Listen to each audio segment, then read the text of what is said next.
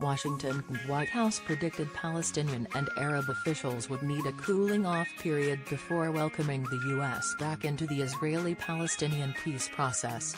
But 2 weeks after President Donald Trump recognized Jerusalem as Israel's capital, renewed protests and a diplomatic uproar are spotlighting the steep challenges facing U.S. peace efforts. A series of diplomatic maneuvers at the United Nations have left the U.S. increasingly isolated on the peace process.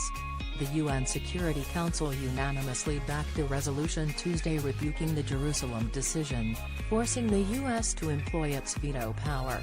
The Palestinians are now moving the resolution before the UN's General Assembly, where the U.S. cannot unilaterally avoid censure.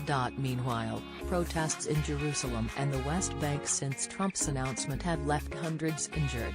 And militants in Gaza have fired rockets into Israel, triggering retaliatory Israeli strikes. The popular unrest, international uproar and Palestinian President Mahmoud Abbas' rejection of the U.S. as an honest broker in the peace process are leaving some experts and Arab diplomats questioning whether the Trump administration underestimated the ramifications of its Jerusalem decision and how the White House can recover.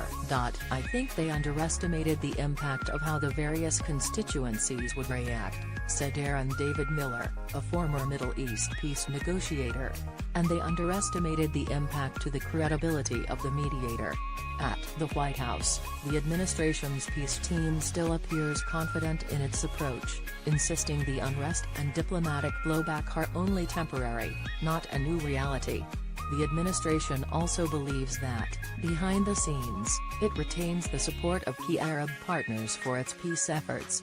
Jared Kushner, the president's son-in-law and senior advisor, and Jason Greenblatt, the special representative for international negotiations, are continuing to quietly draft an ambitious peace plan, and aren't changing their approach. "Nothing has changed in the plan that we're working on," a senior White House official said. "It's not as if all of a sudden we went to page X of the plan, which is part of the Jerusalem section, and said now we have to change this page because of what the president said."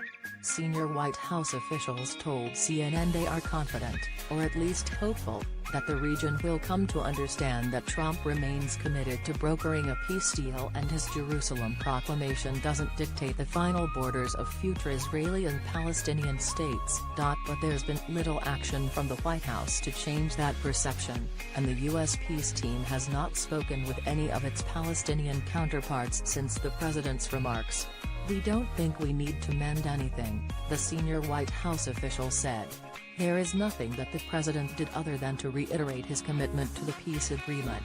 People just need to catch their breath, read his speech again multiple times and understand it." But the president's underlying promise that his decision on Jerusalem does this not prejudge the holy city's final boundaries, an attempt at reassurance, has been lost in the outrage over his headline announcement. In a conflict where symbolism is everything, the Jerusalem decision has made it harder for Palestinians to overcome a fear, shared by many Arab officials, that the deal will leave Palestinians with a patchwork of disjointed areas of the West Bank with limited self-government and no right of return of Palestinian refugees displaced by the Arab-Israeli wars of 1948 and 1967. And while the fears and rumors circulating among Arab diplomats may prove untrue, the heightened emotions stemming from Trump's announcement have made it politically harder for Abbas, already struggling to maintain popular legitimacy among Palestinians, to come to the table. Diplomats say Abbas is far more likely to walk away and keep up the struggle than to accept what the Palestinians consider a bad deal. Privately, Trump sought to lessen the blow of the Jerusalem announcement in a phone call with Abbas beforehand, promising the Palestinian leader that the Palestinians stand to gain from the peace plan his administration is drafting. Similarly, Arab diplomats say Trump has promised their leaders that there will be good news for the Palestinians.